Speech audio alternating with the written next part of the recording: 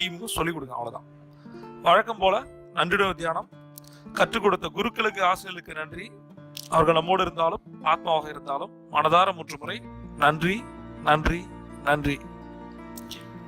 இரண்டாவது நன்றி, உயிர் கொடுத்த தந்தைக்கு நன்றி. அவர் நம்மோடு இருந்தாலும் ஆத்மாவாக இருந்தாலும் மனதார 3 முறை நன்றி, நன்றி, நன்றி. மூன்றாவது நன்றி, உயிர் கொடுத்த அன்னைக்கு நன்றி.